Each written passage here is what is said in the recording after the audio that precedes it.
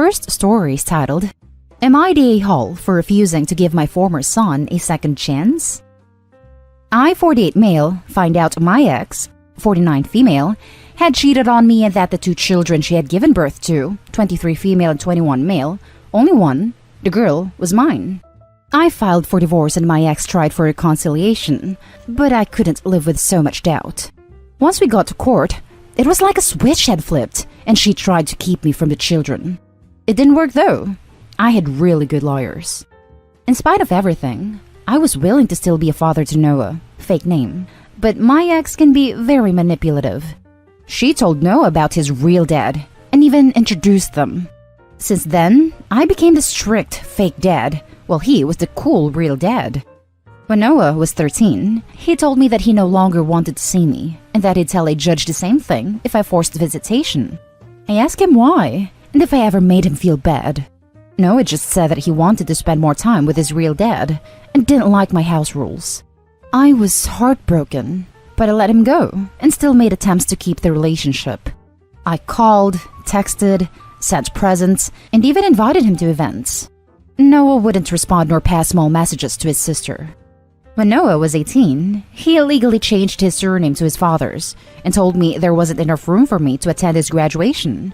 After that, I gave up and resolved myself to live life with being a father to my daughter and son, 12 male, via my second wife. Recently, Noah reached out to me and apologized for his past actions and wanted a relationship again. I was surprised and heavily skeptical, and was right to be so. Apparently, Noah's real dad got married and his wife gave him an ultimatum, and he chose her. I told Noah that, while I'm sorry for what happened to him, I had no interest in being treated like an old pair of gloves that you only think about and wear when it gets cold. My ex thinks I'm being hurtful and petty, rich coming from her, and my daughter says that she understands my pain, but hopes that I can learn to give Noah a second chance. I just don't know. Because I'm in a place where I'm fine not having Noah in my life or having any communication with him. And I don't want to rekindle a relationship just for him to drop me again when his real dad changes his mind. Am I the a-hole? Edit for info. Just to be clear, because I keep seeing this. I divorced my ex when Noah was 6. My ex told Noah the truth about his parentage when he was 10, and his real dad came into his life at around 12. This all didn't just happen when he was 13. By the time he reached that age, he already had at least a year to process the information. When I asked my daughter, since Noah wasn't talking to me, if she thought her mom was pushing Noah to say those things, she said no. Apparently, Noah wanted to spend time with his dad, but because of his work schedule, it wasn't always often. But when it could happen, it was conveniently during my scheduled time with Noah. I tried to see if I could work something out, but my ex and Noah refused any compromise. Now for the top judgment. Not the a-hole. There's a high likelihood Noah was being manipulated into cutting contact, considering his own mother is extremely manipulative, and his own father discarded him so easily. He grew up lost, and is still lost as an adult. His actions sucked in the past, and they don't necessarily have to be forgiven, but you can at least try to guide him somewhat so he doesn't end up down the wrong path from his tumultuous childhood. If you don't, that's understandable too, as his actions have consequences. Hell, at least he'll learn that if you push hard enough against someone trying to help, they may not want you back in their life later. Seconding this OP, just wanted to add that if you decide to give him a chance, go slow and steady. If you want, you can try therapy for the two of you. Not the a-hole. You won't be the a-hole even if you decide not to, because that's quite a difficult situation to be in, considering the past. But my ex can be very manipulative. Your ex likely manipulated him into being that way as a teenager, it seems, from your story. I'd say not the a-hole, but I think you should give him a chance. Yeah, that's what I was wondering. It seems way too suspicious that a 13-year-old just cut off all contact with a person he called father for at least 12 years before. Not the a-hole. You were under no obligation to welcome him back with open arms. Frankly, I'd be incredibly suspicious. As is so often the case when family makes contact after years of no contact, he wants something, even if that something is just to alleviate his own guilt. That he only reached out after his bio father tossed him out is not really your problem. What was the basis of this so-called ultimatum that the new wife gave that forced any kind of choice on the bio father? That itself sounds suspicious. Was bio father supporting him or giving him money and/or a place to live? What possible conflict could there be with a 21-year-old adult child that would force a choice? There are a lot of missing details to the son's story that all go toward his credibility and the reason he's suddenly so interested in a relationship. It's been over 8 years since you've had any meaningful contact, and probably a lot longer since you've had a paternal relationship with him, probably since the actual divorce. He's essentially a stranger to you. Why is everyone else so interested and invested in your rekindling a relationship with a stranger? Frankly, it would take years to get to know the person he is today. Isn't 21 right around the time you start paying back the student loans? Now for the next story. Am I the a-hole for spending $6,000 in my daughter's room and refusing to do the same with my stepdaughters? I, male 42, have a 16-year-old chronically ill daughter and her name is Lauren. She's the light of my life, best thing that ever happened to me. And it's absolutely devastating to see her struggle like that every day. She spent time being in and out of the hospital dealing with several issues related to her condition, and she's getting exhausted. Doctors arranged for her to be going to outpatient clinic to receive treatment, and said it was best for her to get rest as much as possible. From what the doctor said, and being too concerned and also her behavior, I just knew. I have this gut feeling Lauren might not live more than a few months. She's back in her home. Her room where she grew up and had beautiful memories with her mom. She spends most of her time there. Lately, she's been asking to eat her favorite meals, / go to her favorite places and things like that. I try to do all I can to make that happen. She showed me several bedroom decorations and designs and expressed her admiration for one of those bedrooms. I talked to my wife about wanting to redecorate Lauren's bedroom and get her the design she liked since it's her wish, and she has the right to have it after all she's been through. My wife was okay at first. It cost me $6,000. It's very modern and chic.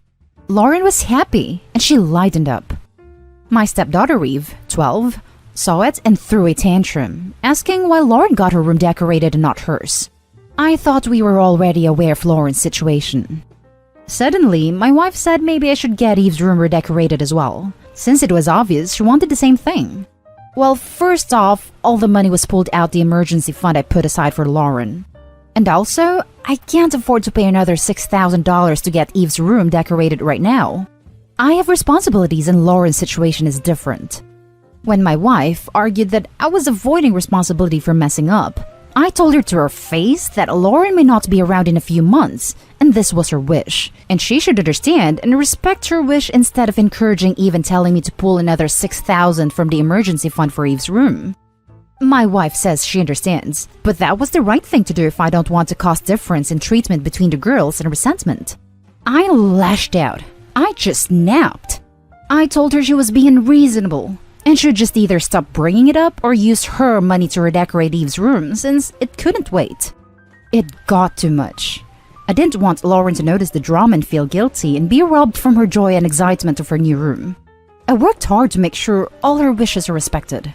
The issue is still here, and I feel helpless because Eve deserves a room too, but I can't afford to pay anymore. My daughter suffers from heart failure. She has a medical device VAD to help and support heart function. She can't do most things on her own. She's constantly tired and out of breath. Fluids built up in her legs. She deals with other issues which are worse, but the worst is her inability to breathe properly. I've been told that my daughter may not be able to wait any longer till she gets heart transplant. We've been waiting for a while and her health has been declining, and the device is there to help her till she gets her operation, but she may not wait for more than a few months. Now for the top comments. Not a-hole. Make it an age thing. Just tell everyone that she will get to redo her room when she's 16 like Lauren. Then you and your wife can start setting aside money for it now. This is perfect. Sweet 16 present. In the meantime, she should still get a makeover with maybe an accent wall, fresh paint, new blankets or art. I think she probably is feeling very left out though, even though Lauren is so sick and you might imagine she should understand. Please make sure you are spending time with her alone, as a family, and making both girls feel special as individuals. Therapy might be good too, since having such an ill family member is incredibly scary. It also takes the focus off the healthy kids in a way that can't be avoided, and that hurts. So maybe a good option as well. Not a-hole. She's dying for goodness sake. Your wife should take this as an opportunity to teach her daughter empathy. I think you, Eve, and your wife might benefit from some family counseling to really bring forth that sometimes life isn't fair, but you love both Lauren and Eve. But sometimes people's circumstances are different, so they get different treatment. I really don't have a judgment here. This is heavy stuff. The next story is titled, Am I the a-hole for testifying against my family in court? So, long story. We'll call my one brother 33 male, Chris. Chris has a baby mama and 2 kids with her. We've known her for almost 10 years. Kids are younger, 5 and 2.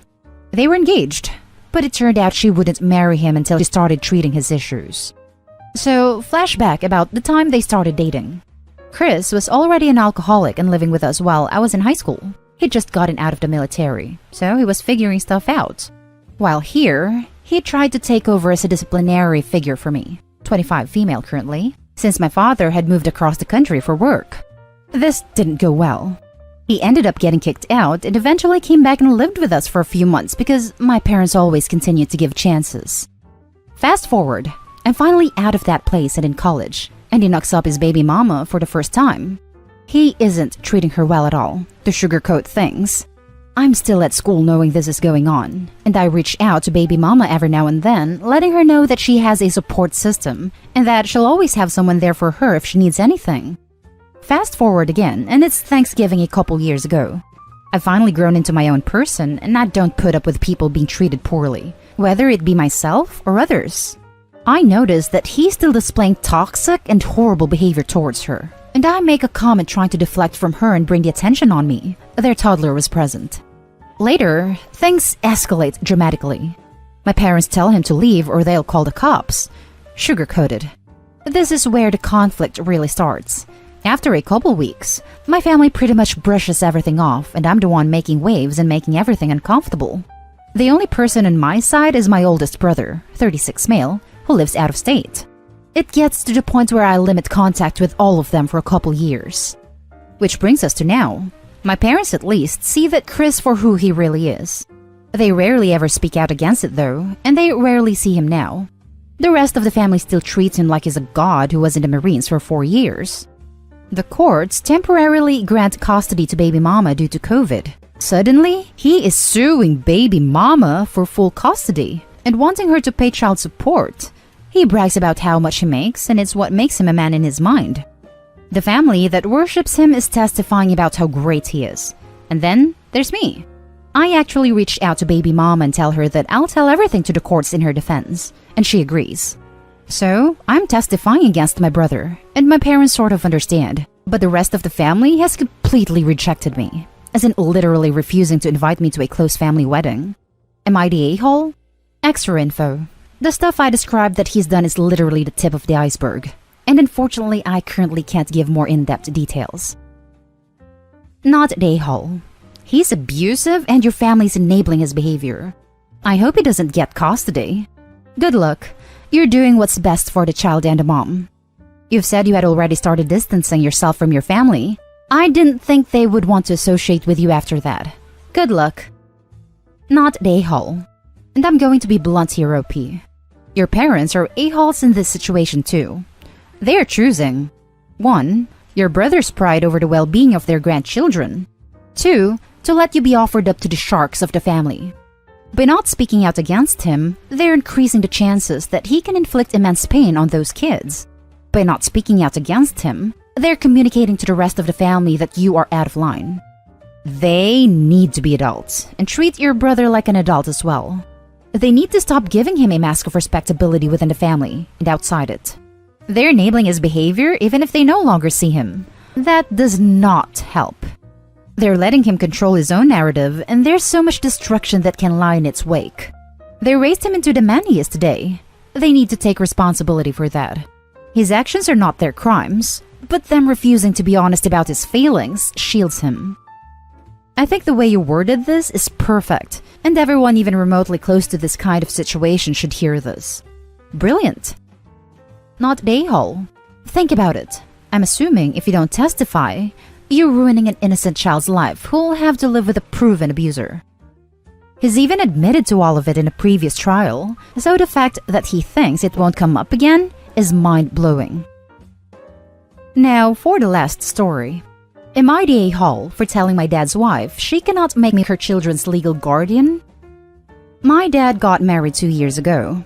His wife has 3 young kids under the age of 6. I, 20 female, was out of the house when they moved in together. They moved in together about 2 months before they got married. And I don't have much contact with them because I go to college and work several states away from them. I say this because back in April, my dad asked me would I be willing to be the kid's guardian should he and his wife pass away. I said no. He said he understood and that they would figure something else out. His wife then asked me the same question and I gave her the same response. Twice more she called after that, and then in December she called again, more ready than ever. She told me that I would be the only option for the kids because she has no family and my dad's family don't want to take them either. She asked would I really not want my siblings if they were gone. I said they're not my siblings, and no, I do not want to be responsible for them if she and my dad were to pass. She said she would write it out on her will anyway, and I told her she can't because I do not want to take them, and she will mess with them more if she doesn't find someone else. She said it was rude to tell her what she could and couldn't do, especially regarding her kids. My dad said he knows she pushed, but I need to understand they are worried about what could happen and it never hurts to have a plan in place. So, he would like me to smooth things over with his wife. So tell me, Reddit, am I the a-hole? Not the a-hole. She cannot make you their guardian no matter what she puts in writing in her estate documents. She can say these are her wishes, but she cannot force this to be done, especially since she'll be dead. We found out that there is absolutely nothing stopping our family from contesting our wishes for our daughter if something happened to us.